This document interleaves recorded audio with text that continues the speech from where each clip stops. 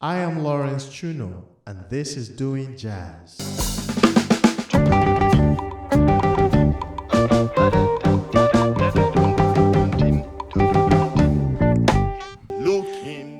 Hello, everyone, and welcome to Doing Jazz.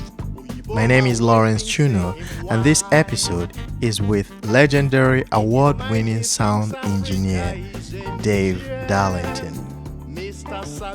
Dave Darlington has made his marks in the world of recorded music with his trademark minimalistic approach to the use of compression to achieve balance in digital mixing.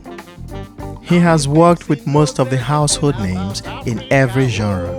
For instance, he mixed and mastered the Grammy Award-winning album Algeria by Wayne Shorter. He also mixed and mastered If on a Winter's Night by Sting, as well as Black Ivory Soul by Angelique Kidjo.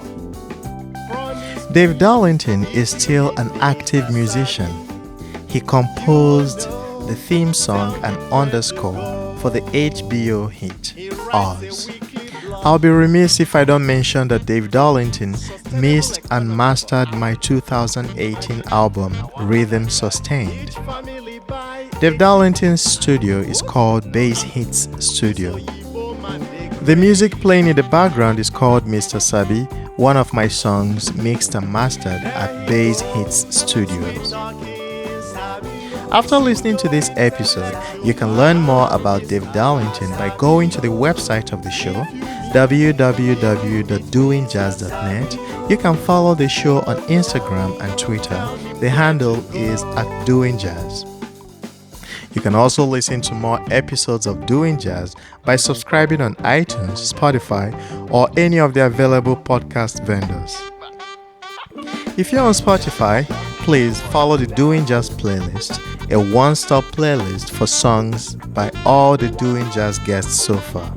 While on iTunes, please rate the show, leave a comment, and share the show with your loved ones. Please also consider donating to Doing Jazz to enable us continue to make the show. The donation link can be found on the website of the show, www.doingjazz.net. Okay, ladies and gentlemen, I present Dave Darlington in your face. Satisfied with his own world, oblivious to truth of other worlds. Thoughts he's gone, his eyes on TV every day, but the revolution won't be televised. There he goes, sweet talking Sabi, fake intellectual. All right, Dave Darlington, thank you for having me over at your studio, and welcome to Doing Jazz. Hi, Lawrence. It's my pleasure. It's great to see you, man. Awesome.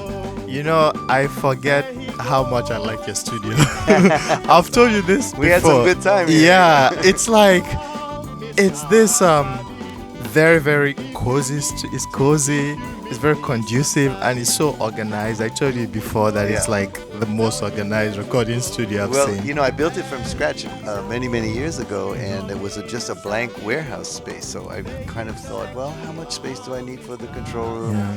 A lot of thought went into being in here for many hours at a time, because sometimes when you're mixing, you know, you have to really bear down. So I wanted to make the space feel like comfortable. Yeah. So you don't want to run out and get some fresh air. Yeah. You just want to enjoy the music. It feels like home. Yeah. It's like just three different rooms, but it's self-contained, and it's like a one-man operation.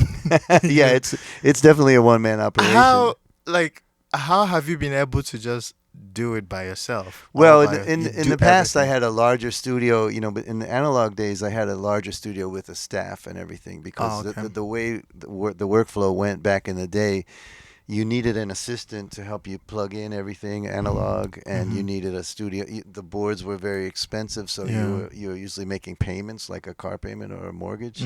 So you needed a studio manager to keep the bookings really flowing, and you were dealing with record companies all the time. Now it's much more of an independent artist scene, so I can just do my emails in the morning to people like you, and like, okay, when's your next availability? How about Tuesday? Yeah. And it's become like we're all of us audio people are kind of like shoe repairmen or tailors. We have our people that love what we do, and then some. Each engineer is not the same for everybody. There's a million choices out there. So you find people that kind of dig the same kind of music you like, or we have similar tastes. That I think that's how you and I met in the first place, was recommendation and stuff like that. So it's my little shop, it's my little store, my little lemonade stand. I like to think of it. I mean, no, it's more than a lemonade stand. It's like everything is like home. Like you have a refrigerator outside. Whoever comes to record feels very comfortable. The first time I came in, I thought you did only vocal recording. Oh, really? And mixing and mastering. But towards the end, you told me that I could do whatever here. Oh yeah, well, I have a drum set here. It's a small space, but I try to make it so we can have one of everything. Like I have one really good guitar amp, I have one really good bass amp. I keep some guitars and basses on the wall. I have the drums in the closet. And like you said, it's 3 spaces. So some things would be direct anyway, like for, let's say, an electric bass or maybe a MIDI keyboard. So I could fit. Sometimes 4 to 5 people can play at one time, and you notice there's glass in the closing door. So even if you're in the 3rd space, you can look through the window and. I've done little bands, quartets and quintets and stuff like that. Oh, nice. How about sound? How do you what's the word I'm thinking of? Because you're in a building. So if you look around, you see a lot of thought went into that, and I had some good help. The same people that built this studio had built my previous one. And one is a construction guy who actually builds the walls and the materials. The other guy is actually a trombone player. His name is John Wheeler. John Nolan was the construction person, and John Wheeler, a trombonist, is also studied acoustics at Berkeley. So he said, Dave, you need hard surfaces and soft surfaces on each wall. If you look at each wall, you see some absorption and you see some reflection. So that way you don't get too much back rattle, and you don't get too much dead. It's not too dead. It's not too live. Even the floor, some wood, some carpet. And really interesting things like, let's make the cabinet doors a little too big so they don't close flush. They close at a slight angle. So when the sound waves hit that wall with the cabinets, they just get broken up. They don't come flying back to me and mess up my perception. Oh, interesting. And the back too. And it's all very inexpensive stuff that you can buy at the lumberyard. Yeah. And it kind of a lot of it is common sense. And then, my friend John Wheeler is very adept at thinking about the size of the breakup piece because of the length of the wave. In other words, the long dimension has more bass to it because the longer waves can get bounced around, and the short dimension would be higher. He's very smart about that. So he thought about the shapes and the spaces, and we even tilted one wall. You notice this wall is not 90 degrees, it's 93 degrees. Oh. So the reflections off these 2 spaces, like in a basement, when you clap your hands, it's square, so they come ricocheting right back over and over and over. These just go away. So we only hear the speakers. We don't hear any rattles. That makes sense. Now the live room where you did your singing, that's actually a room in a room. You know how you have to step up on the step? That's because there's another layer of flooring. Oh, okay. And there's another layer of wall, and there's another layer of ceiling. So you're in a box in a box. It's suspended inside, so that's why it doesn't rumble. You don't hear the fire engines from outside. Wow. And how about your neighbors? Are they able to hear anything? We have one adjacent wall here where there's another studio. Occasionally I hear a little low sub from them, like your neighbors playing disco music or something. Do they hear from you? They do, but we also stay on online with iChat to each other. So if I have to do an acoustic guitar or something and they're blasting some club music, I just IM and say, hey man, can I have 45 minutes a little bit lower? Wow. They're my friends and my tenants. So I just want to let the audience know we're in Midtown Manhattan. Yeah, we're in Chelsea. In Chelsea, Chelsea. And when I moved in here, it was the garment district. It was very industrial. A lot of sewing machine shops and bobbin factories and things like that. since then it's become a kind of a creative mecca and also a tourist. We're very close to Times Square. We're very close to Macy's and Penn Station and Madison Square Garden. So they're building these little boutique hotels every 2 doors. There's a Marriott or one of those kinds of hotels, and then. This building is more than 50% creative arts now. There's 4 floors are occupied by a video production. They actually mix movies and stuff. Nice. And the floor above me is a jingle factory. They do advertising, music, 24/7. And then my studio here. So about half of the building is creative arts.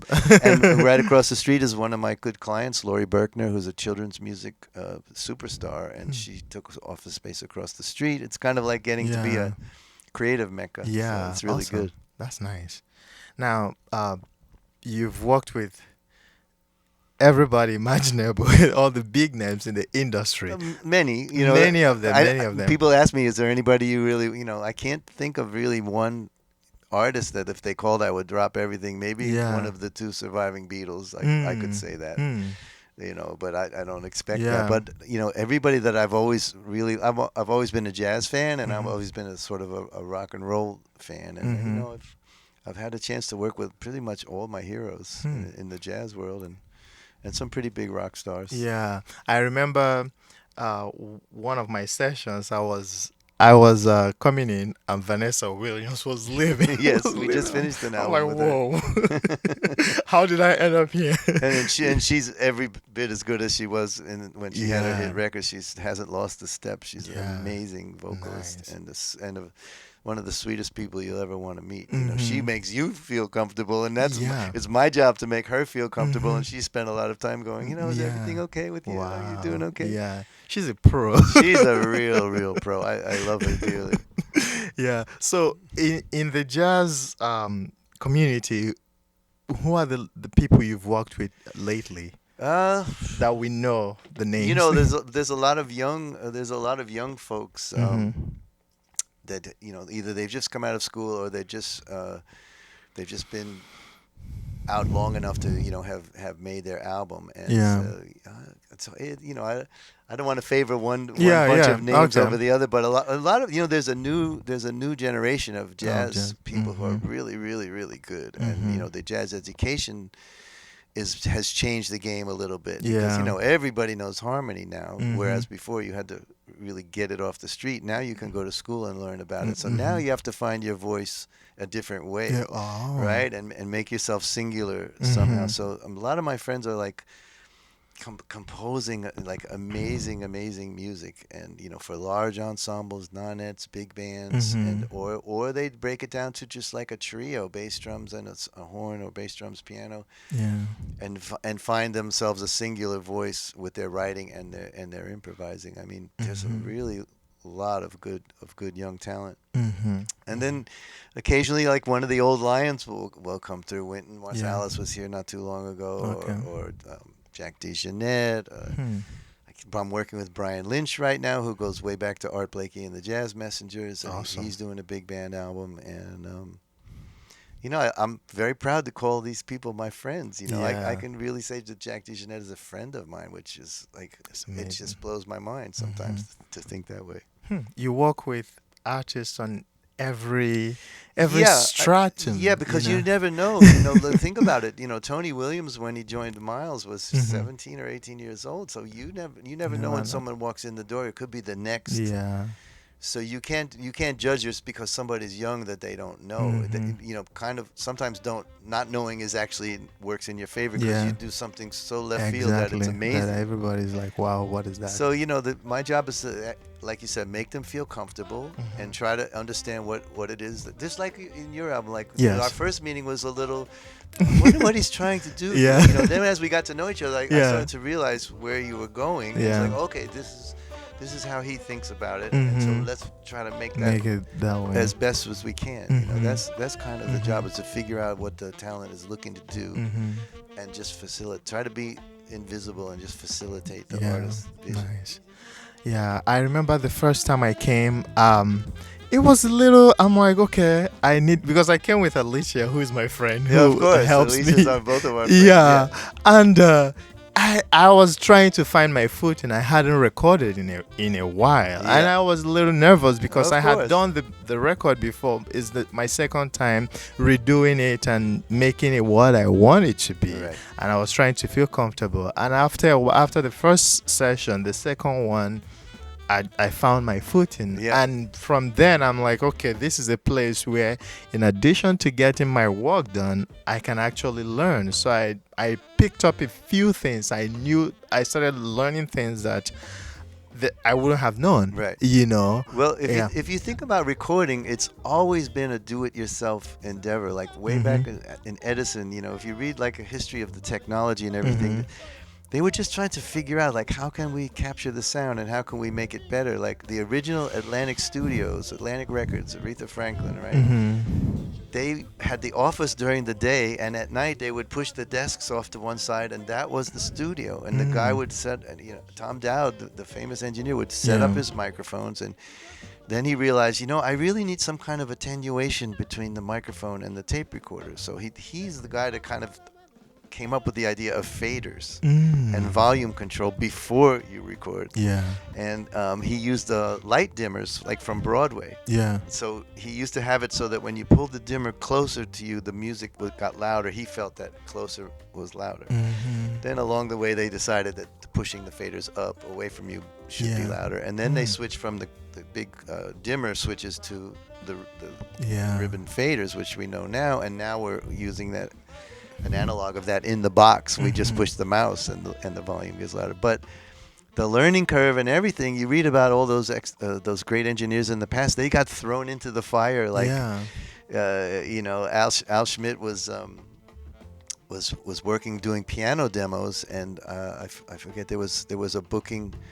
He didn't recognize the name, but he thought it was a piano trio, and it turned out to be a big band. He saw all these guys coming in with saxophone cases and trombones, and he only had the piano set up. And he was there by himself, and he was like, well, I got to sink or swim, and he's one of the most famous engineers in the world. He has a star on the Hollywood Walk of Fame, but like you say, you just learn as you go. You just roll up your sleeves.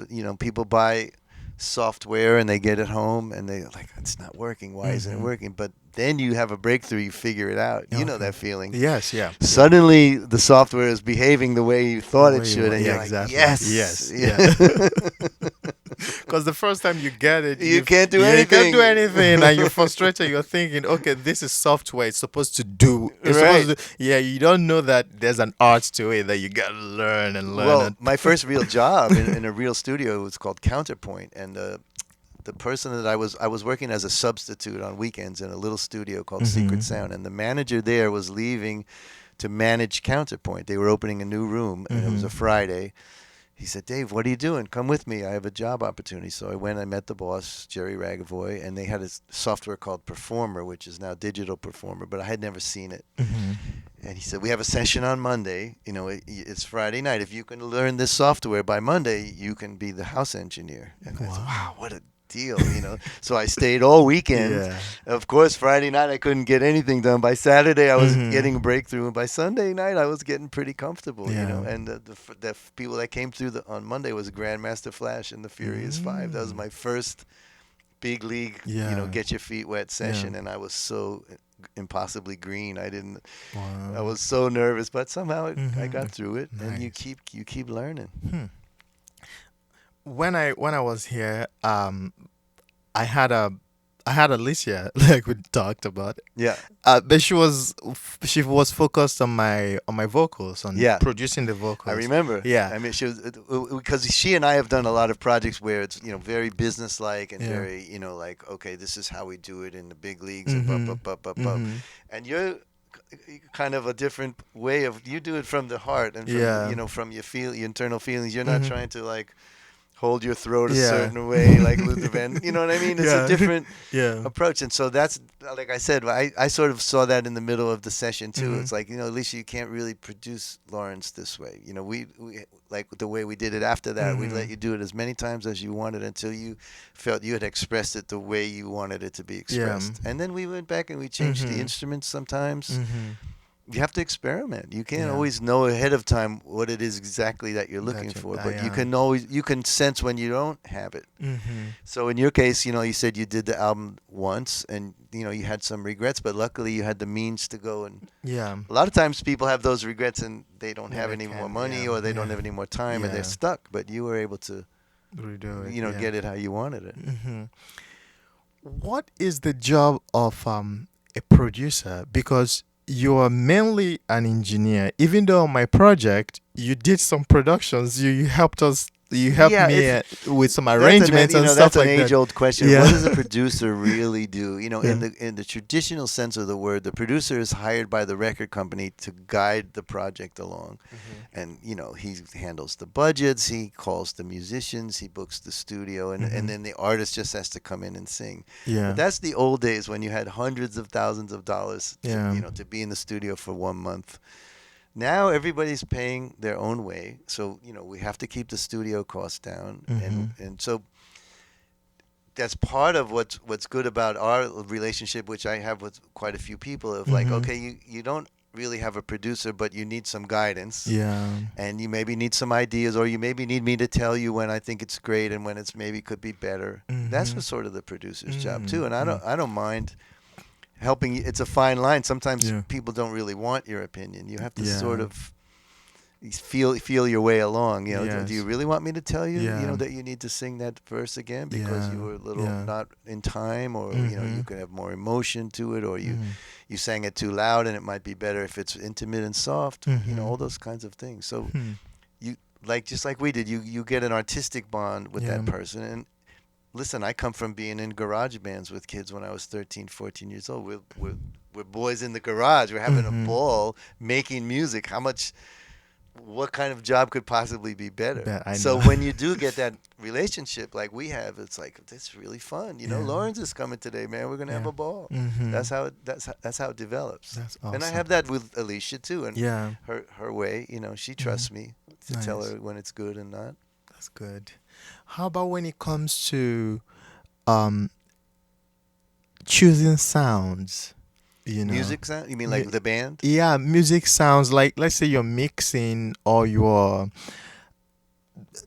something to sound more bouncy, you want it to sound more thumpy, stuff like that. There's so many. There's the quality of the tones, right? The drum tones themselves. You can't, everybody thinks you can fix everything in the mix. It's not always the case. If you start out with really, I learned that. If you start out with really drum sounds that give you a vibe, you're already halfway there. And if the drum sounds are not giving you a vibe, then you can EQ them all you want, and it's still not going to happen. So it's not only the tone; it's also the rhythm in the playing. If somebody plays a part that's got some swagger, it's like, oh, let me sing now. This feels great. And if they're kind of just not there, it's a lot of elements. It's a lot of elements. So when I'm programming, I'm trying to feel that too, like put some rhythm into it. Like obviously somebody who really plays drums for a living is going to have a much better feel than I'm going to have typing in hi-hats on a keyboard. Yeah. So like you brought in some live guys and stuff, and that really helped the vibe on your album. Yeah. So if assuming, for instance, if somebody's working on a record that's hip hop or hip hoppy in a way, and it's played live, but the person wants that modern sound. Yeah, I've done a bunch of stuff like that, like Diggable Planets. A lot of that was live players, but we needed the boom. Yeah. So we take the live playing, and there's software that can, every time he hits the kick drum, I can add a sample. Yeah. In fact, the most famous example of that is the Nirvana album with the one with Teen Spirit. It's a pretty famous engineer, and he triggered an actual gunshot on the snare every time. Wallace, and every time that snare goes bam, the real snare, a gunshot sample is integrated into it. So, so the snares, through all those grunge guitars, you still hear, you hear that big snare. So that mixing actually catapulted his career. Nice. A few questions. Sure, of course. What is the one thing that you wish every artist knows before coming to record? Because I feel like artists have expectations Right. most of the Uh, time I that okay. Well, engineers. this is sort of like what's pet peeve kind of thing. So Yeah. the thing is, you have to be very patient in my position, Yes. and let things play out. But artists are sometimes some artists book the album release party before they've finished writing the songs.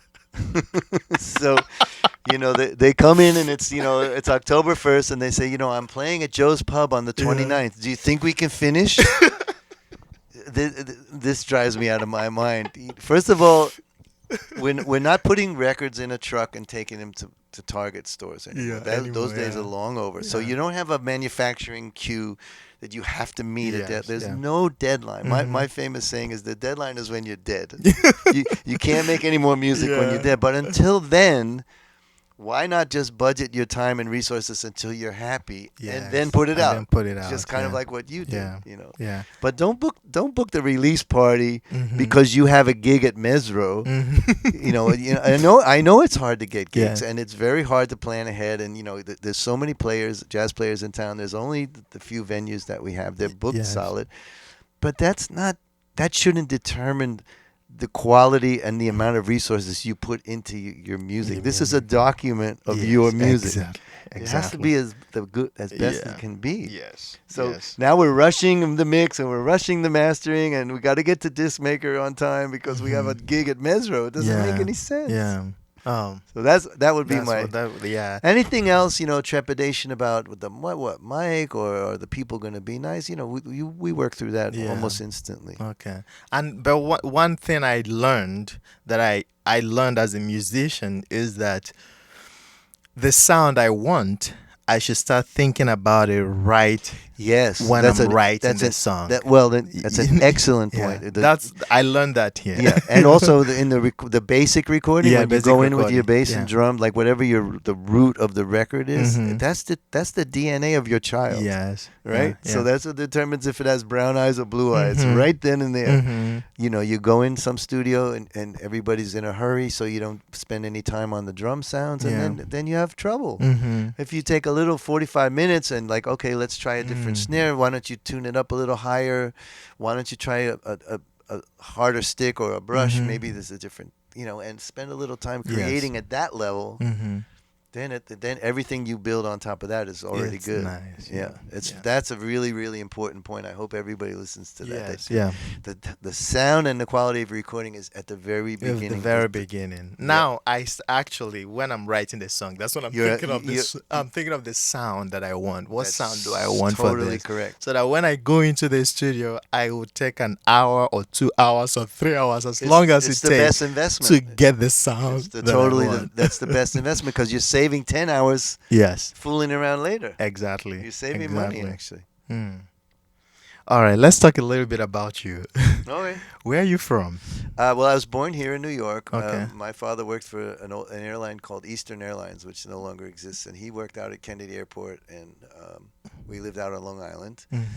And I grew up, playing baseball, Little League baseball, and riding my bike and everything. And when I was 11, he announced that the airline was bringing everybody to Miami, Florida, which we had been to on vacation, but I didn't know much about it. And the kids were all, I don't want to leave my friends. And my dad said, well, but you'll have your own room. Oh, really? Oh, and we're going to have a swimming pool. Oh, and it's hot all year round. You can wear shorts to school. Whoa! At the same time as we were preparing to move, the Beatles came on Ed Sullivan. And I'm 11 going on 12, so like I'm reaching adolescence. The music scene is exploding, and my environment has completely changed from cold northeastern U.S. to warm southeastern U.S. And so that summer that we moved, 1964, it was all about the Beatles. And I don't need a baseball glove anymore. I need a guitar. What can I do to get a guitar? So I did my little chores, and I mowed some grass, and I saved up enough to buy a guitar. And I got with some other friends who had guitars. One kid had a really good electric guitar. He was he was the lead guitarist, of course, because he had the best guitar. Then we realized nobody had a bass. So who wants to be the bass? Well, oh, okay, I'll trade my guitar for a bass. So now I'm 12 or 13, and I'm just playing the most terrible bass you can imagine. But I'm really loving playing Beatles songs and Rolling Stone songs and the Byrds and the Kinks. You know, it's the British invasion of the middle 60s. And I was hooked, and I played all through high school. I never thought much about really being a professional musician. I wanted to be an architect. I went to college in Gainesville and started to study architecture, which I really didn't like that much, I discovered. But I was getting turned on to jazz. Now I'm playing electric bass, so I said, you know, how do I get an upright? Where can I get an upright? So I thought about it, and I said, oh, the music school probably has some upright. So I went cold to the music school. I didn't know anybody there, and I knocked on the orchestra teacher's office, and I said, you know, I'd really like to learn how to play the upright bass. How can I borrow one? And he said, he lit up right away. He said, we always need bass players in our student orchestra. We never have enough. If you would sign up for orchestra class Monday night and Wednesday night, then you can take the bass home so you can practice the orchestra parts. Whoa. So I was like, this is a win-win. And so, of course, I did it. I said, thank you very much. And, you know, my student ID, and I signed up for orchestra. And the first thing we played in the orchestra was Beethoven's Third Symphony, Eroica. And it just blew my mind that I could be a part of 90 people playing this ridiculous music. And when I got home, I could start to listen to Miles Davis and try to figure out what was going on over there. So I called my mom. I'm changing my major. I'm not going to be an architect. I'm going to be a symphonic bass player. I'm going to play in the orchestra. So that's what I did. I graduated there, and I played in the Jacksonville Symphony while I was in Gainesville. And then I took my master's at USF, University of South Florida in Tampa. And I got a gig in the what was called the Gulf Coast Symphony. That's really the Tampa St. Petersburg Orchestra. My teacher was the principal bass player, and I worked my way up the line to assistant principal. So now I'm finished college, and I'm playing in the orchestra, and I'm thinking this is going to be my life. And I start to look over at the string players who are older, and they're not so happy, these people. You know, orchestral people, they're kind of like, you know, that's all they do all their lives. It's not very creative, actually. You have to be great to do it, but it's not so creative. I realized that, you know, if I was going to pursue creativity, I was going to have to quit the orchestra, even though it was a really good job. You have a pension plan, and the taxes are taken out already. You don't have any financial worries, but you don't have any creativity either. So I tossed all my stuff into the van, and a very circuitous route. You know, I played with some bands in Colorado and some bands in the North Carolina area, and then I had enough money to finally make my way here. Make your way back here. back here, yeah, but I didn't have any foothold here. You know, everything was gone. You know, I was told that if you go to the NYU bulletin board, there's people who need roommates, so you can find a place to sleep. That's what I did. I pulled the phone numbers off the wall and called somebody. And hi, I just got here. You need a roommate? Yeah. I crashed in Brooklyn Heights. This is 1976. And there was a paper then called The Village Voice where they had music ads in the back. You know, bass players wanted, must play funk, must play hard rock. You know, so you auditioned for people through the newspaper. Got some gigs. One thing led to another. I had an apartment here in the city finally, and I started collecting equipment. I always loved tape recorders and stuff, and I built a little studio in my house back in the early days of. I had one synth and one drum machine and a board and an 8-track reel-to-reel. Started making demos, and that's how I really learned how to engineer. Just trial and error. Making demos for people very cheaply, and little by little, they would bring me into the studio to put the demo down on the big tape, and that's how I got my foot in the studio door. Wow! And I already told you the story about learning performer. And getting an actual gig was amazing. It was $10 an hour. I was rich. This is awesome. So here we are, you know, thousands of records later. You know, many of them are good, and some of them are not so good. But you know, you never know. Yeah. This is awesome.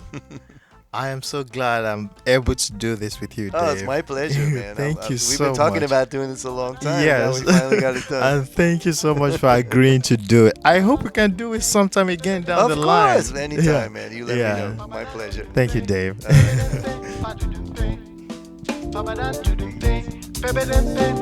Sometimes life will get tough, some things will hardly change, sometimes you'll just manage. Don't waste your time asking why. Lift yourself so you can fly.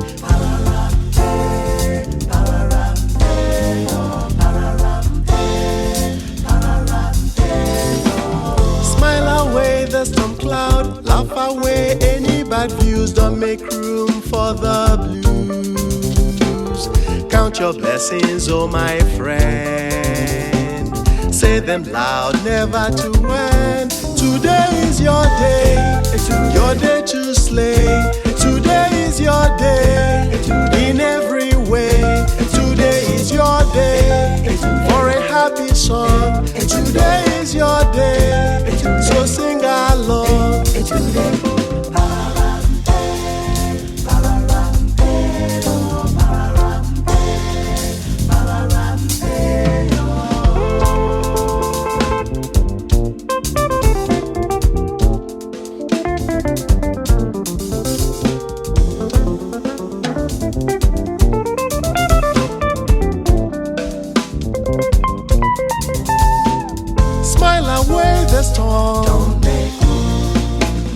Laugh away any bad views.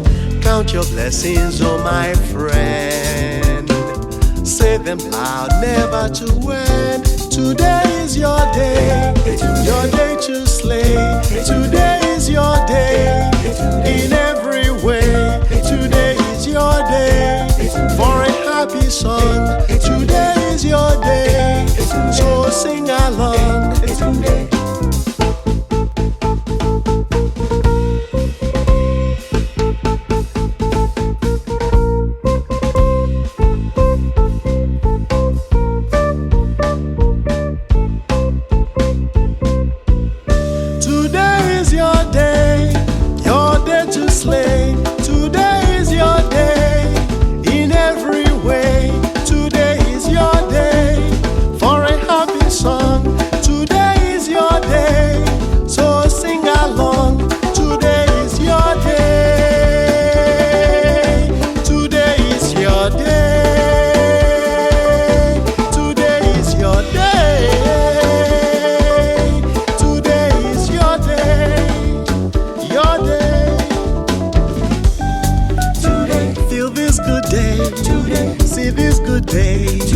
Live this good day, be this good day.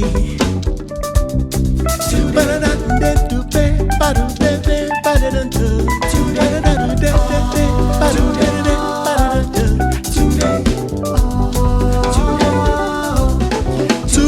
is your day to slay. Today is your day, in every way. Today is your day, for a happy song.